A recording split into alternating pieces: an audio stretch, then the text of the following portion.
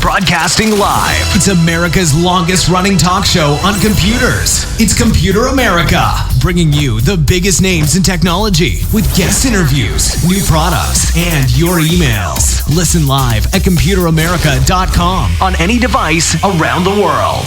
Email the show at live@computeramerica.com or find us on social media. Be sure to check out our website for contests, giveaways, show notes, live video stream, podcasts, and more. You're listening to Computer America.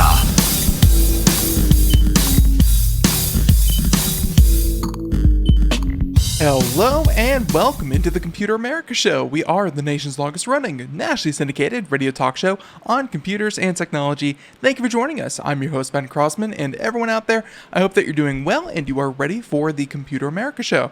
Today on the program, we have a full segment of computer and technology news. We have a lot to cover. By my estimates, about 16 different stories that we can potentially cover. We'll get to as many as we can, and hey, you know what? We're going to have fun doing it. So with, I think with that being said, everyone, let's go ahead and just get right into computer and technology news. Although, first things first, computeramerica.com, past shows, future shows. I know that we missed the past couple of shows. We'll get those up later on this evening, and we'll have those up on the website, available as a podcast and more. So be sure to, keep up to date on that. Subscribe to wherever you get your podcast from, and according to the numbers, well, all of you pretty much do Apple Podcasts. But hey, we're available everywhere, and if we aren't available somewhere, then hey, you need to let us know, because then we'll certainly get the show on there. So everyone, here we go. Computer and technology news brought to you by Computer America.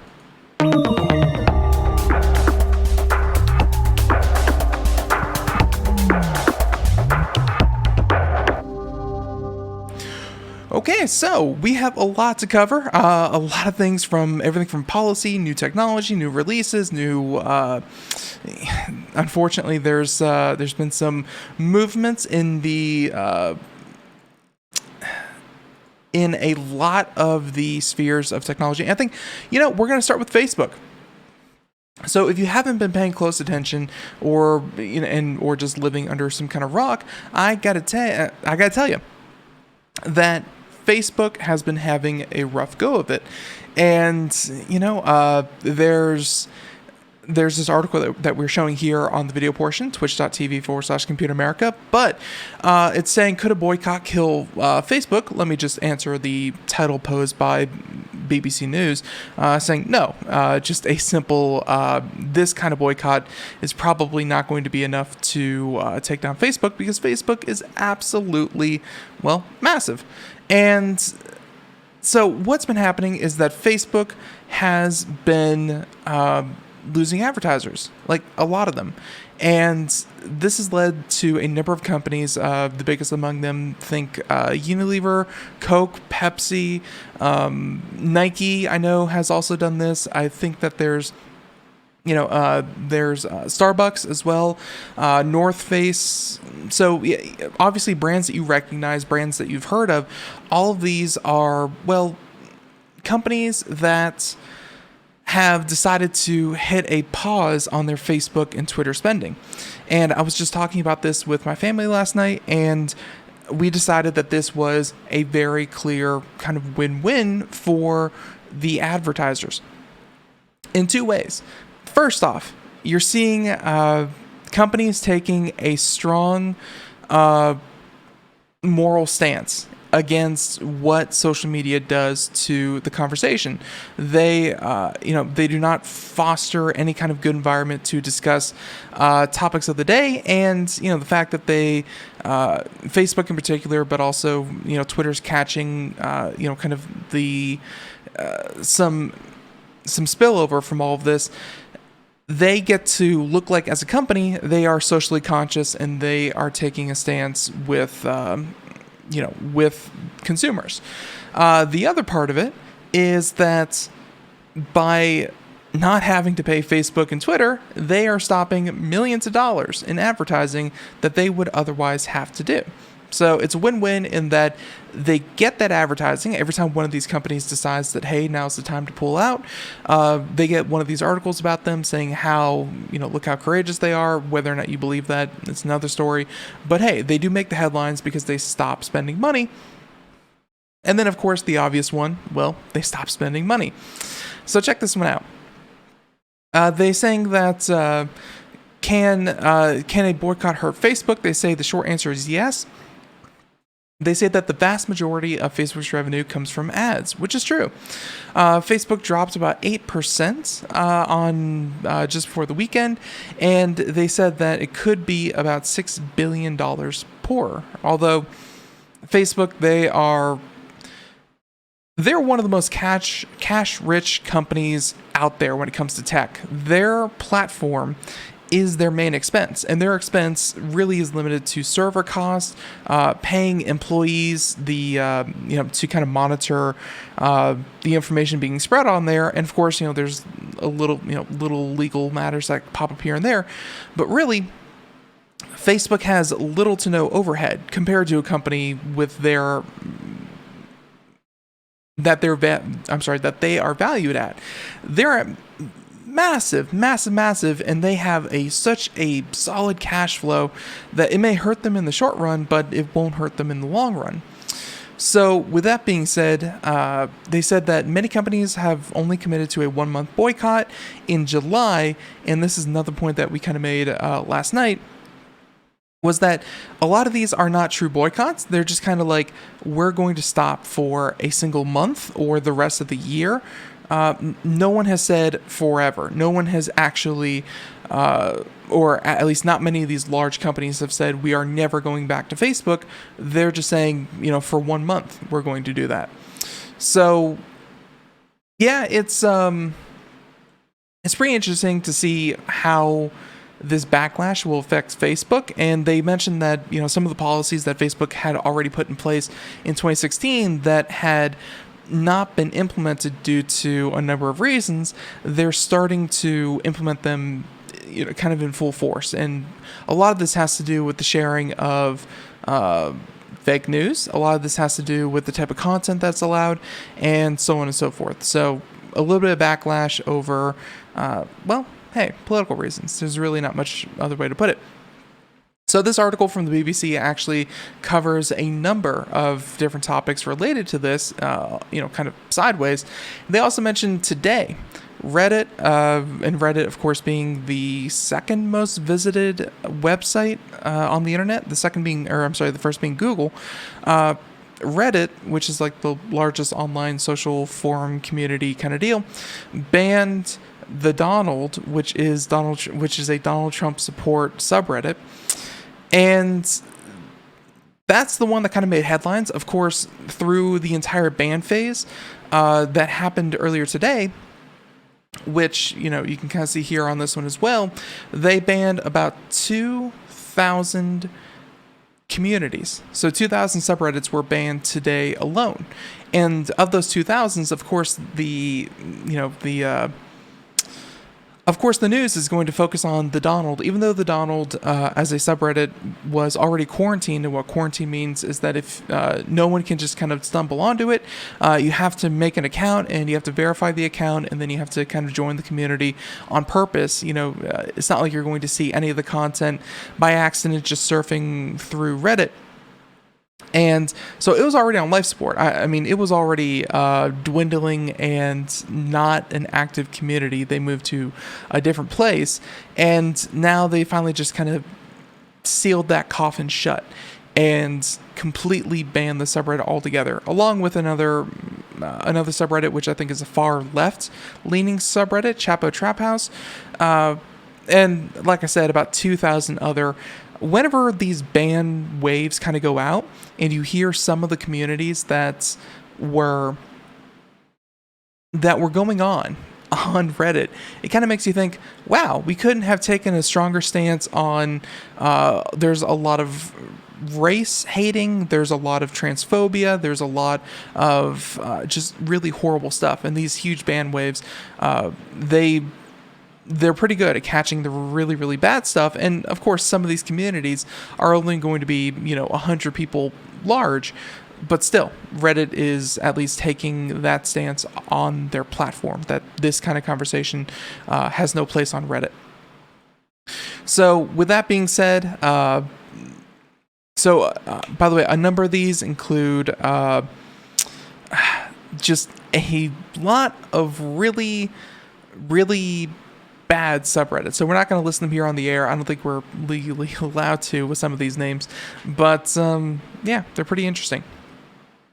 So they mentioned that political speech continues to be safe, but all communities, including our political communities, have to abide by our policies, and while we do everything we can to bring them in line, if they failed in doing so, then they are not allowed on Reddit. This was a conversation that we had at length with Nathan Evans here on the show, and it had to do with the idea of moderation versus censorship. Reddit, I think, does a pretty good job of moderating. They don't do a perfect job, and they certainly don't do a great job of moderating. But at the same time, I don't think that closing down, deleting, shutting down these places of conversation, I really don't think that is censorship. That's more moderating their platform. And of course, as a private company, that is their right to do. So there you go. So again, that's a little tangent to this whole Facebook kind of blowback thing. Also, another one was that Twitch. I know not a lot of people follow Twitch, but yeah, the president's Twitch channel, which he rarely, if ever, used, was banned, just temporarily for. Let's see, that was banned for.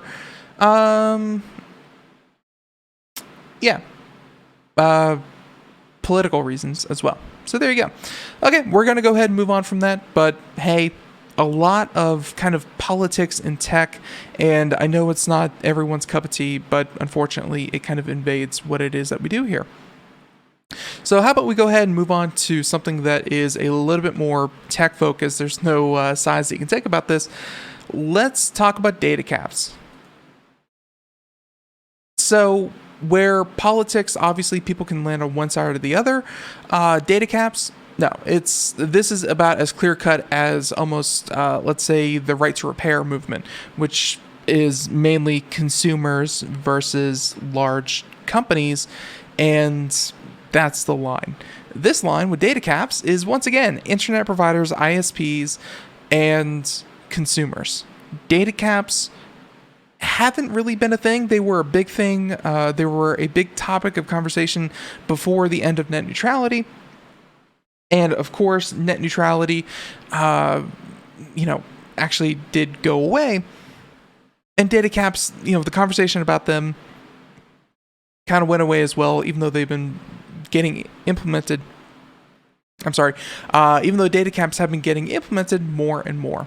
So we're talking about them again. And this time, in this context, we're talking about the fact that, well, data caps were kind of done away with by most ISPs, and including Comcast, T-Mobile, AT&T, a number of these companies. No company wanted to look like that they were trying to profit off of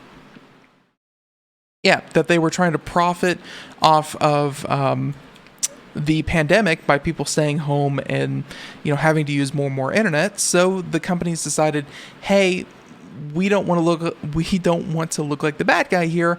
Let's remove data caps so it doesn't look like we're trying to steal money from people who have no other option to go to work, to anything like that. So data caps, the pandemic is not over, but might as well be, because now the data caps, they're coming back. So check this out. Major internet service providers are scheduled to end their quarantine benefits soon, once again subjecting Americans to data caps and removing protections if they are unable to pay their bills. The most obvious thing here that we can say about this, the most obvious, has to do with the fact that, hey, everyone's at home, everyone's using more internet.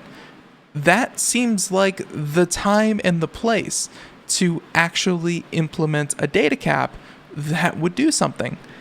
It didn't shake out that way at all.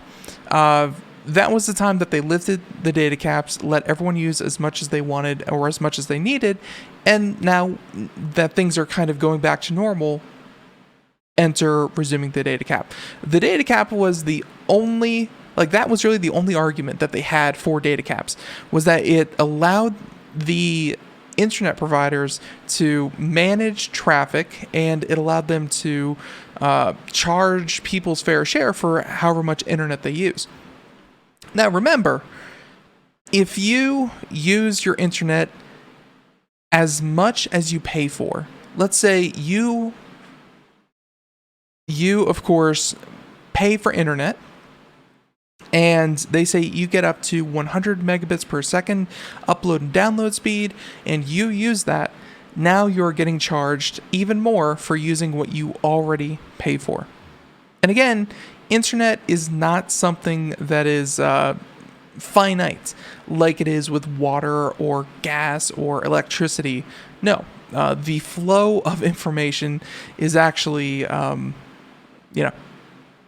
you can copy and paste. You can have multiple files of the same thing. Information is not a finite resource. And internet connectivity is not a finite resource, even though now they're going to start charging you once again like it is. Consumers have been riding out the quarantine by streaming more, and also they find that their unlimited data expires June 30th. On that day, AT&T, Comcast, Xfinity, Mediacom, and T-Mobile are scheduled to resume normal service, once again imposing data caps. Some ISPs, like Cox, have already terminated some benefits as its temporary unlimited data program expired in May. I am so surprised that Cox, having been one of their customers in the past, I'm not, and I say I'm so surprised, but really I'm not. It's sarcasm. I'm not surprised that Cox was one of the first ones to completely do away with the benefits, because they are very consumer unfriendly. So there you go. All AT&T consumer home internet customers, as well as the fixed wireless internet, can use unlimited data through June 30th. That's AT&T. CenturyLink has June 30th as well. And here in the article, which we'll include in the show notes, it includes just about everyone, and I mean heck, even Earthlink is still there. Yeah, there you go. Earthlink has Earthlink Frontier, Google, of course, Google Fi, Google, Google Fiber as well. Yep, everyone's just about, looking through the list here, everyone is just about losing everything June 30th, and it's going back to the way it was before. So I think that's where we're going to kind of end this article, just knowing that odds are, if you pay for internet from one of these providers, you are probably going to lose your, you're probably going to lose your data, or your unlimited data here in the next couple of days. So good luck with that. All right, so we'll go from that one, and we'll go ahead and continue on here. Story number 4. Let's talk about something egregious, something that should really get you hot under the collar in not a good way. Apple. I know, calm down. Apple. They have, actually, I have something for this. Here we go. So, Apple has decided to do the most courageous thing. And hold your applause. I'm going to announce it, and then we're going to clap. Okay, Apple has decided that their next big move when it comes to the new iPhone is that they're going to do the courageous thing, as Apple's want to do, and remove the cell phone charger from the next generation iPhone.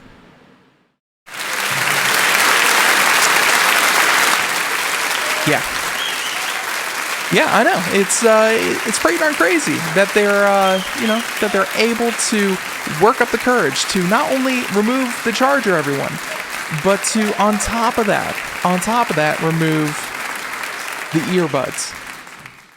It's incredible. It's incredible that they somehow managed to offend so many people at once. And again, this is all rumor. This is according to Mac Rumors and another verifiable source. But the way these sources come about is that, hey, when they have a new iPhone to announce and they're ready to ship it, that kind of thing, everything about that iPhone is already leaked because, hey, it's kind of hard to hide the fact that Apple is producing 100 million phones and to think that this information isn't already out there. If Apple places an order for 100 million phones and 0 chargers, well, there you go. That's a pretty big indicator that they're not going to be including a charger with their latest iPhone. So per the report, they said that Apple will release a new 20-watt power adapter as an optional accessory and end production of its existing 5-watt and 18-watt power adapters later this year. So they're upgrading the wattage and discontinuing it from including it inside your box. So a couple of things here. First thing, this is according to a leaked photo earlier this week. The 20-watt charger looks very similar to the 18-watt charger and feature a USB-C power adapter for fast charging. Apple first included a fast charger with its iPhone 11 Pro devices last year. So new 20-watt adapters are coming. So besides yanking out the charger out of the iPhone 12 box, Apple is also reportedly not including its wired earbuds, also known as EarPods, with its newest phone. In May, they said, in a May research note to investors, Koo said that he expects Apple to leave out the earbuds, which have been included since the iPhone's original launch more than a decade ago, to drive demand for its wireless AirPods. That's the kind of consumer unfriendly products that I don't know if it's going to matter too much. So obviously Apple has a premium product. Well, you can't go because of coronavirus, or at least you shouldn't. But any large gathering, I'm thinking of CES. That was the largest gathering that I've been to, this year. And walking around there, everyone had AirPods in. It was really incredible. And even at the airport, of course, because it's held in Las Vegas, even at the casinos, so many people had AirPods that it was truly a trendy, fashion-forward statement. They were very popular. Not nearly as many wired earpods to be seen, but clearly they are having an impact. I guess where Apple comes from is that they see, potentially with this move, everyone who owns an iPhone is a potential AirPods owner. Because these things have to be paired with an iPhone, obviously, and blah, blah, blah. If they don't include the wired headphones, maybe they'll be more likely to purchase the AirPods. I'm sure that the EarPods, which will be the wired version, will still be available, but you have to go out of your way. And some consumers may think, if I'm paying an extra $30, $40, I might as well pay another $120 to just get the AirPods. And then on top of that, they are, again, taking the charger out. Now, why is that so weird? It's not so weird because I don't know many people who like iPhone and don't already have an iPhone. I think that most people who buy iPhones are already in the ecosystem. Not many people are jumping into the iPhone line of products after 12, 13 years. But if you don't have a good cable, if you don't have a cable from your previous iteration of recent iPhone, one that of course has the USB, the Lightning connector and soon to be a USB-C, then you're going to be forced to buy another charger. If you don't have one and you buy this iPhone, if you buy this $1,100 to $1,300 iPhone, you guessed it, you are going to not be able to charge it, which is just ridiculous. It really should come with the packaging. Not many. It's almost like, during the holidays, when you were a kid, your parents would buy you a Game Boy or something, but not include any batteries. That's almost the same thing, but on like a high-end consumer product. Like, even Game Boys kind of had their market with kids, but an iPhone that you're already paying $1,200-$1,300 for, don't get me wrong, the bottom line for Apple is this is going to save them a lot of money and potentially make them even more money, because everyone who doesn't have one is going to have to run out and buy one, and of course they don't have to produce them and include them in the packaging for free. But it's very anti-consumer. It really is, to not include the headphones or the charger. It's just another way to raise the prices without actually raising the prices, because the cost should be about the same as the current gen iPhone, but you're going to have to go out and purchase these things you're going to have to go out of your way to purchase these things anyways. So I'm not the biggest fan. I'm hoping it's not true, that they actually are going to include a charger at the very least. Include the chargers, maybe not the ear pods. But if they don't include either, this is the first article. We're going to be seeing a lot more articles like this, because it's just so ridiculous. It really is. So, okay. There's that article. Article number 5 that we're about to head in now. Article number 5, let's go ahead and talk about this one. And this is, kind of like a feel-good story, or a very interesting one. And one second. So, with this next one, very, very interesting. Professional cyclists will compete in a virtual Tour de France. So, the Tour de France, everyone knows, one of the largest, if not the largest, cycling events. Huge, but now, of course, it would normally draw huge crowds all along the racetrack of the Tour de France. They cannot have large crowds over there. Europe is actually having, actually doing things about the coronavirus. And of course, competitors are not out there competing. So instead, here's what they're going to do. And something that I love for so many reasons, but let's go ahead and talk about this. They're going to compete in a 6-stage event using Zwift.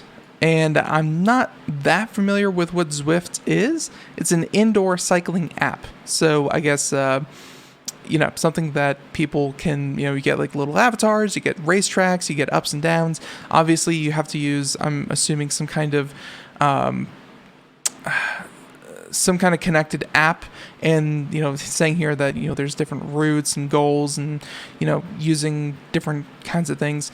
Anyways, they're going to use this application called Zwift, and they're going to be having a virtual Tour de France.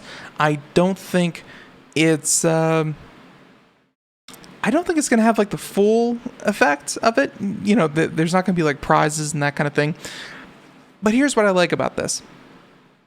It's taking something that's traditionally, you compete for years to be able to qualify for this event. You train, and it's something that, competing in the Tour de France is something that's only realized by a number of the top athletes from around the world.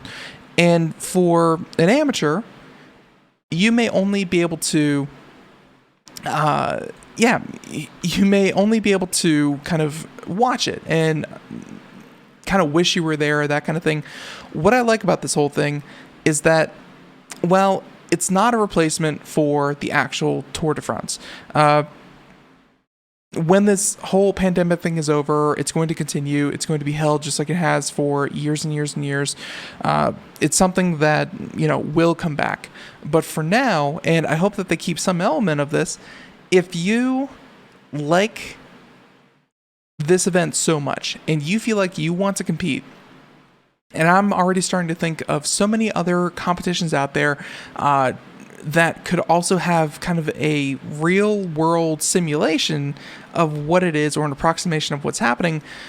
You could, if you're sitting at home, just like every other athlete that's going to compete in this virtual Tour de France, you could compete right there with them. Now, obviously, you're not going to do as well as they will, but you're going to be doing the exact same type of course that they'll be doing.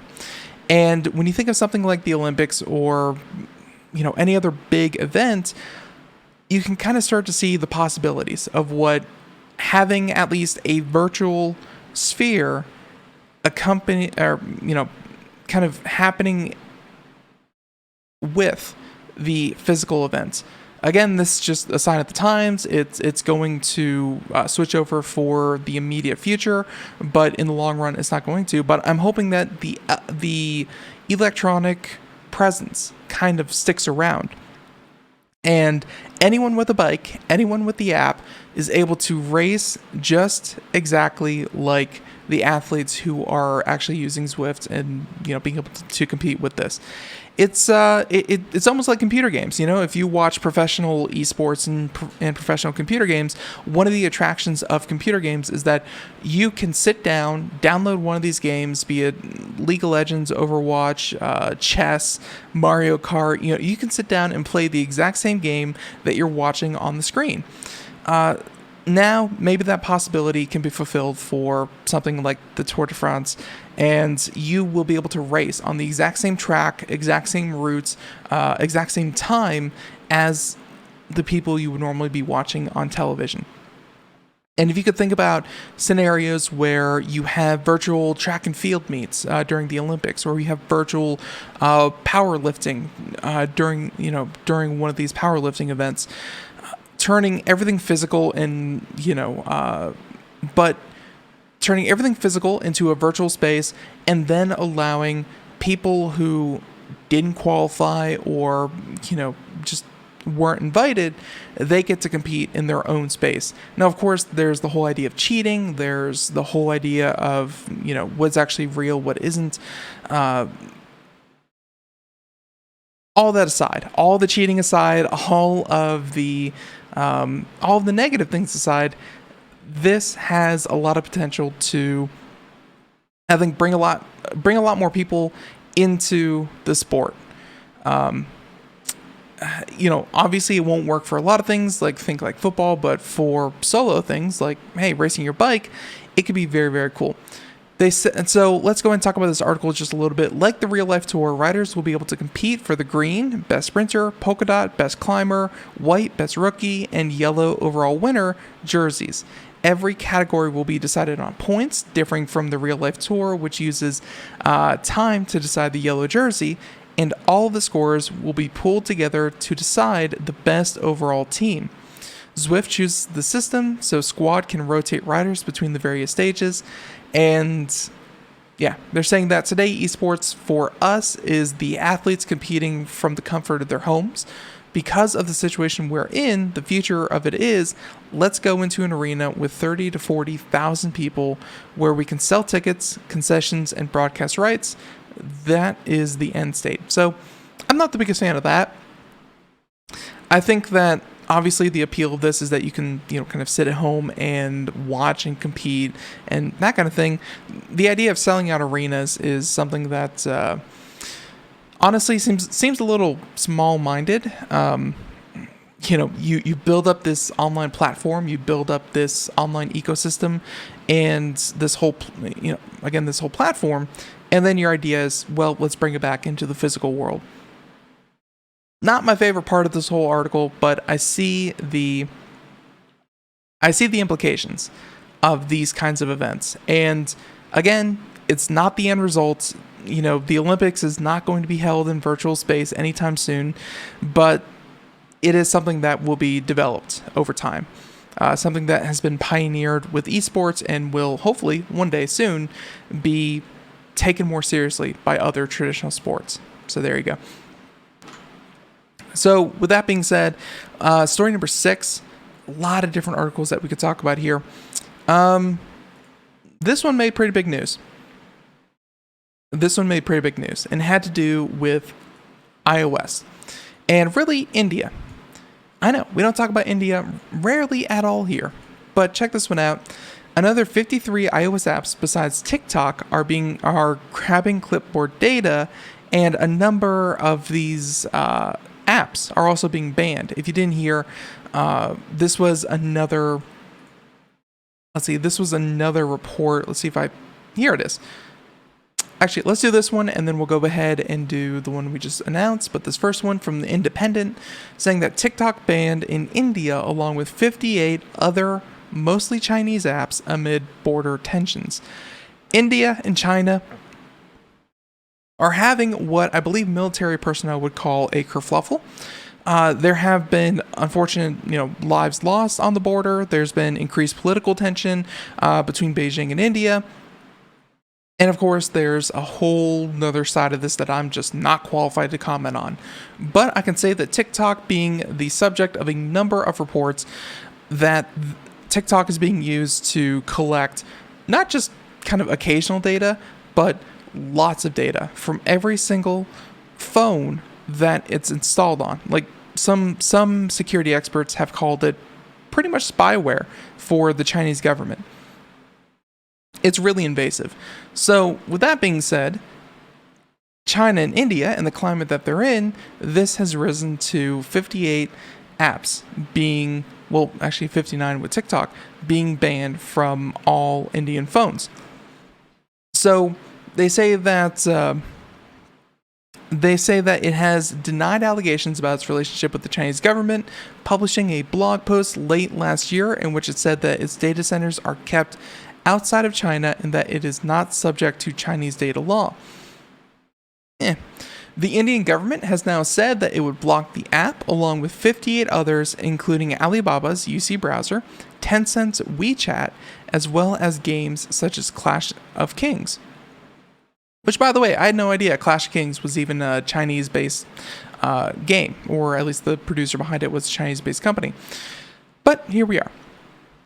It found that some of these apps have been found to be stealing and surreptitiously transmitting user data in an unauthorized manner to servers which have locations outside of India, which most applications do. Although I can see how India would make it a particular hardline stance against China.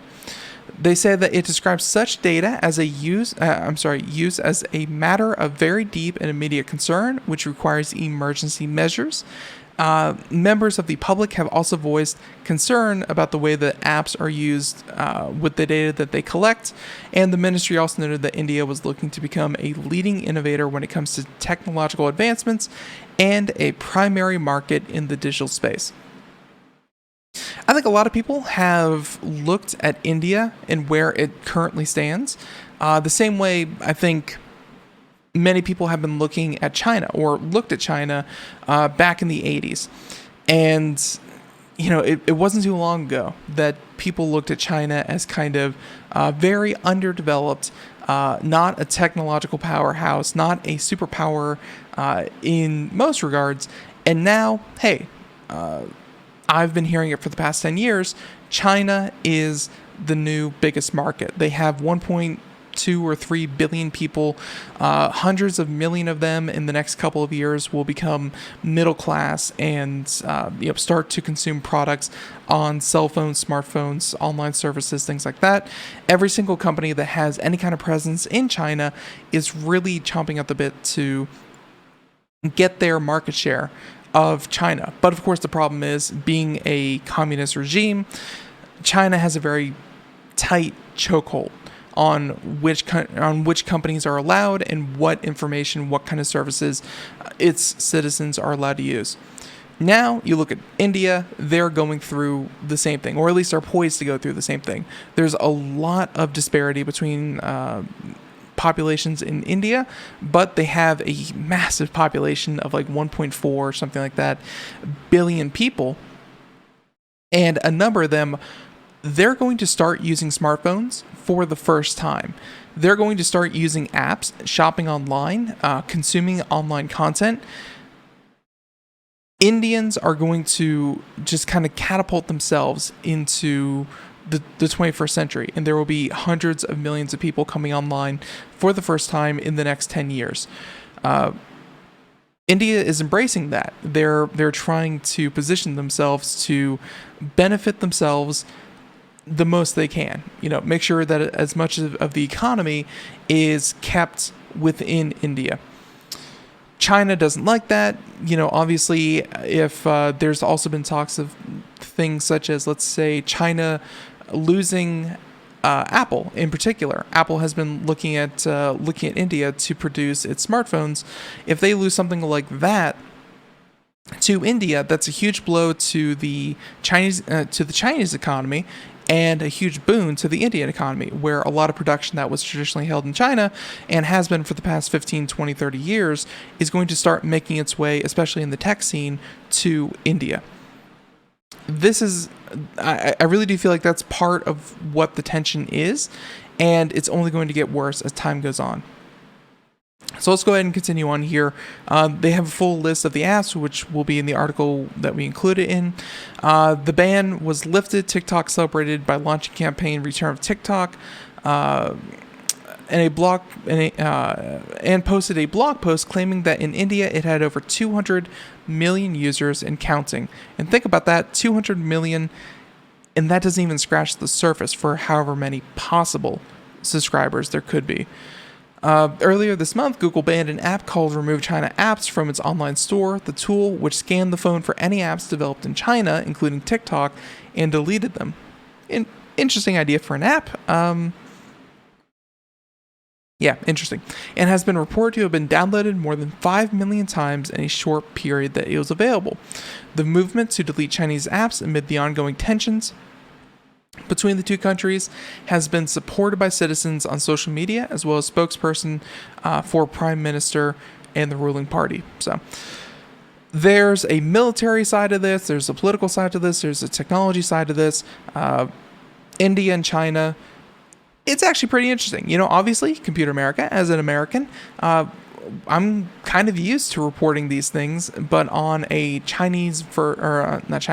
as an American versus X country, to be on the outside looking in, kind of a different perspective. Kind of hard to wrap my head around that America isn't the one being adversarial, but or at least, not adversarial, but kind of hard to imagine America not being directly involved in the confrontation between these two countries. But I stand by everything I just said. I think that India is really starting to position itself to be where India is starting to position itself where China used to be just a few short decades ago.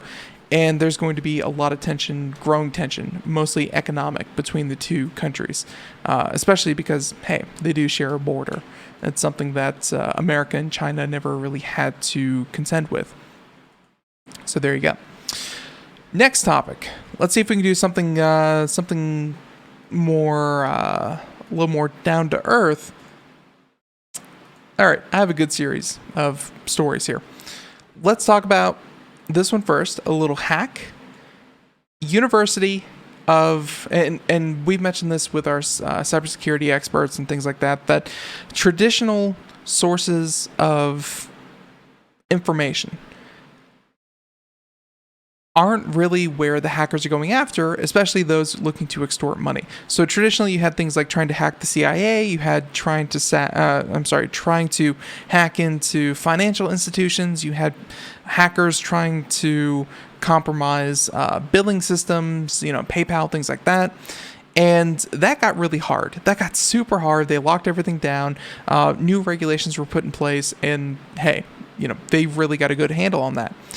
So, over the past couple of years, the transition that we've seen is that these hackers will instead target much easier, but still very lucrative organizations. We saw that a number of town hall citywide websites have been taken down. Let's say if it's something as simple as, paying your water bill online. hackers were able to get in, have someone click an email link, have them redirected to a different website, run an exe on their computer, and compromise the whole system. Obviously, a city can't have their entire 911 system, their bill pay system, their ability to send and receive documentation. They can't have all that shut down. So you had a rash of cities, school boards, town halls, city halls, that kind of thing, all crippled by, well, cyber attacks. Now, of course, that led to a lot of money being paid out, tens of thousands, hundreds of thousands. And in this particular case, we're seeing that transition from, kind of school boards and, what have you, on a state level. Now we have a new one to report. This one just coming out today. Hackers extorted $1.14 million from the University of California, San Francisco. $1.14 million. Pretty incredible. And this looks to be the work of ransomware. So a number of these were, and this is from BBC News, and they even have some of the they have a number of the correspondence that were actually exchanged between the two, and I think we'll kind of talk about that. But a lot of money. So they say that cybersecurity experts say that these sorts of negotiations are now happening all over the world, sometimes for even larger sums of money, against the advice of law enforcement agencies, including the FBI, Europol, and UK's National Cybersecurity Centre. So check this out. This article includes a screenshot of what the ransomware looks like, saying essentially your files are encrypted. The only way to decrypt your files is to send a certain amount of money to a certain Bitcoin wallet, and this mainly happens in cryptocurrency. So they said it looks like a standard customer service website, and they said that they're instructed to log in either by email or ransom note left by the hacker on their computer screens, and they receive the following messages, and these are actual messages between the hackers and the University of California. Saying, "Hi, UCSF. Don't be shy. We can work together on the current incident." Almost sounding like a customer service rep, but of course, this customer service rep has hijacked your entire system. 6 hours later, the university asked for more time and for details of the hack to be removed from NetWalk's public blog.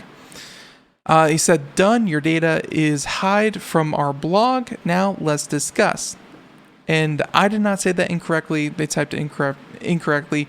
Your data is hide instead of hidden. So there you go. Noting that UCSF made billions a year, the hacker demanded $3 million. But the UCSF representative, who may be an external specialist negotiator, explained that the coronavirus pandemic has been financially devastating, and would they accept $780,000? Think about that. This is why random institution hijacking has become so lucrative.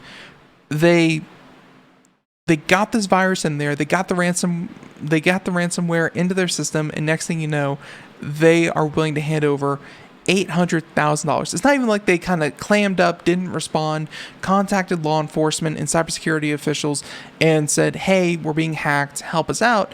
No, they want their system back up in working order as fast as possible, and they see $780,000 as a very, very small price to pay to get life going the way it was.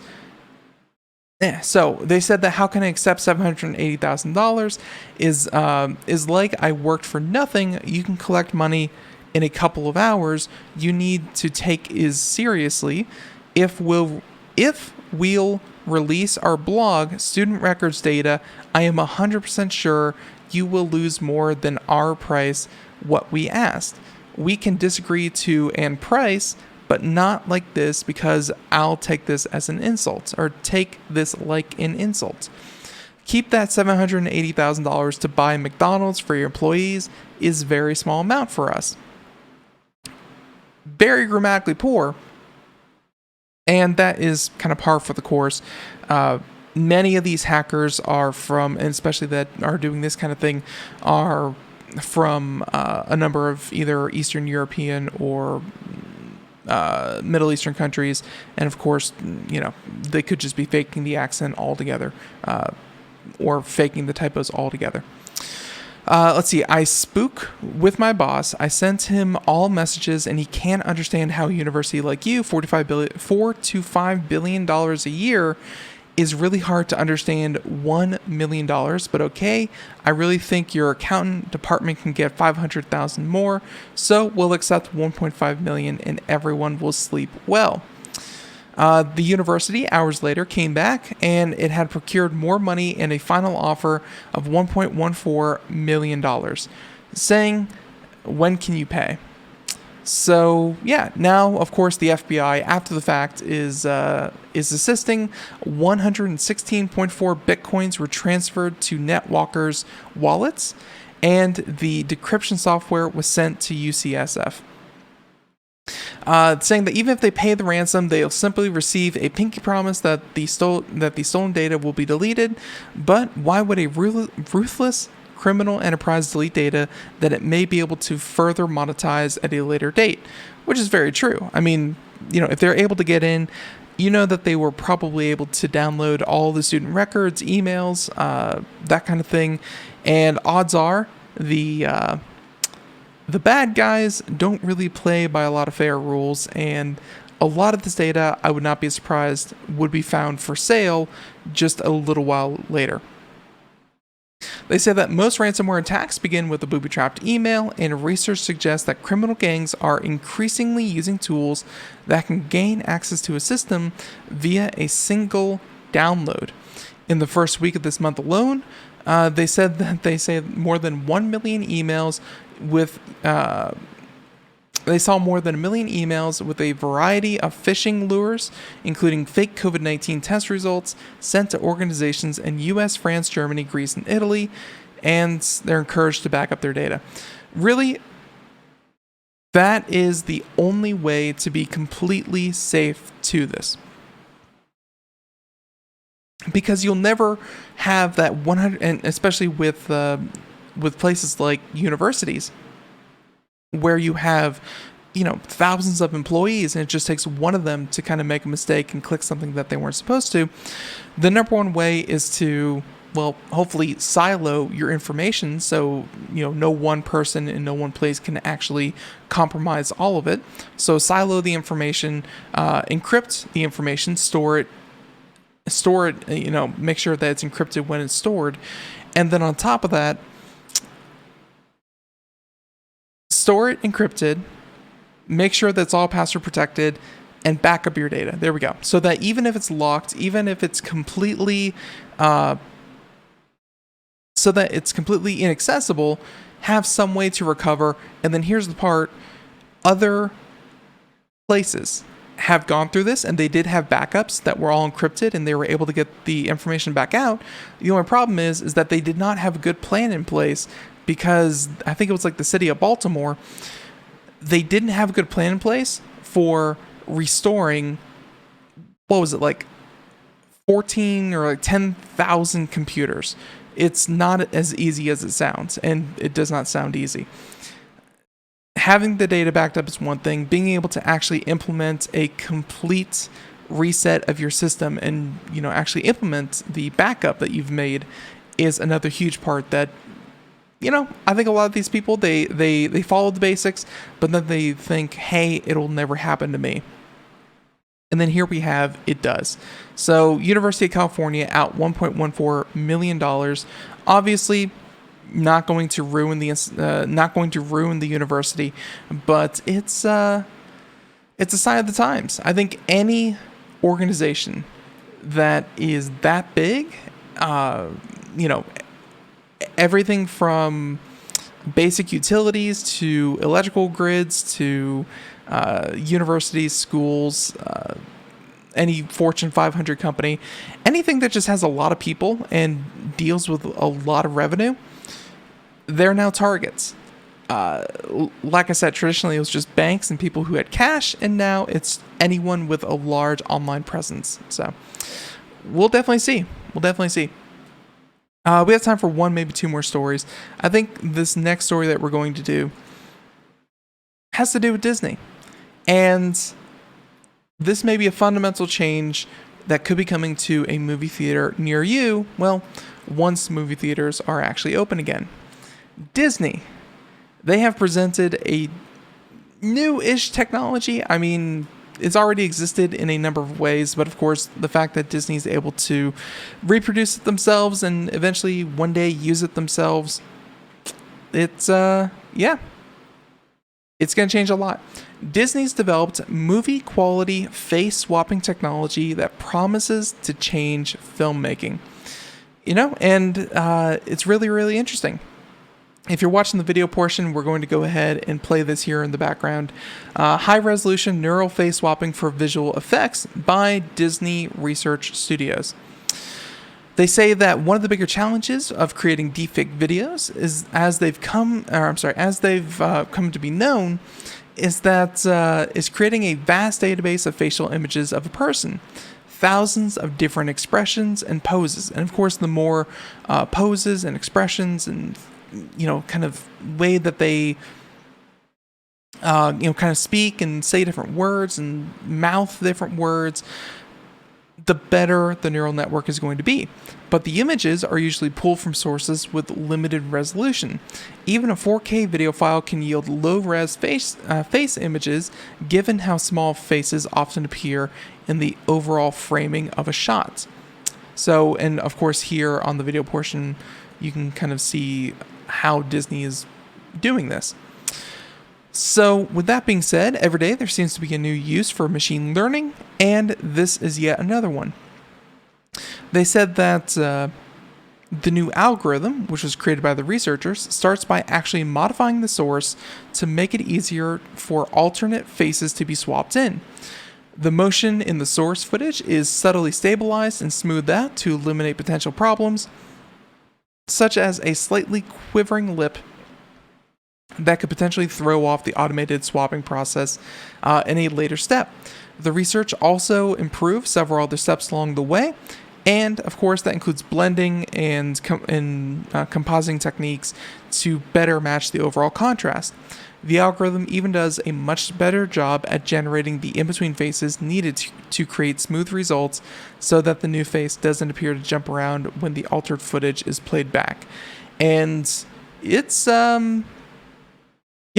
it's almost spooky how accurate they're getting this. They say that fixing these problems can often require reshoots or a combination of clever computer graphics, which is never cheap. With this new research, existing footage from the same shoot could be used to train the algorithm, which would then fix all these problems all on its own. But while the overworked visual effects artists and budget-conscious Hollywood producers might celebrate the new tool, it would also make it much harder to spot deepfake videos in the wild. It won't take long for the new researchers for the new approaches in the research to find their way to existing machine learning tools and, create better deepfakes. Which seems to be what a lot of people are, or, at least what the article here from Gizmodo is kind of pointing out, but what people are concerned about is this idea that, deepfakes are going to become even more of a problem. Do we really need to make this technology better? And the short answer is yes. The technology is going to improve one way or another. And if you're, right here on the screen, you can kind of see what it looks like.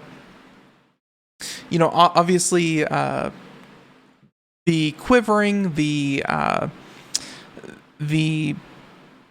problems of past facial swapping technology, they're all represented here. But even in just a couple of years, you've gone from kind of like that Snapchat almost working but not really working face swap filters to something that is just really incredible.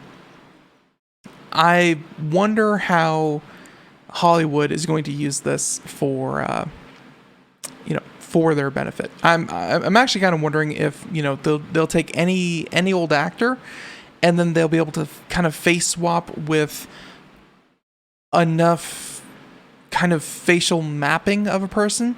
If they'll have much cheaper actors do the actual physical work and stunts and things like that, and then they'll pay someone like a I don't know, name a huge movie star, Sean Connery. I wonder if they'll actually like pay Sean Connery to use his likeness in a movie, but then have the much cheaper actor there kind of acting it all. And if it looks as good as this research and test footage does, I think the audience member is going to be none the wiser that, it's not the actual actor. The mannerisms, the acting is going to be one thing, but I mean, if you're just going for the face, the voice, and that kind of thing, I mean, being able to swap between Brad Pitt and Keanu Reeves and any of these other huge actors, it's going to happen instantaneously, and you can get any of them to star in your film at any point just because of this technology. It's interesting. So there's a lot of stories that we didn't cover, but everyone, I think we covered a lot. Thank you so much for tuning in to Computer America. Have a great day. Thank you so much. We'll catch you here next time tomorrow. All gaming show with Nathan Evans. Hey, we're going to be talking about Xbox and more future consoles. Everyone, bye everyone.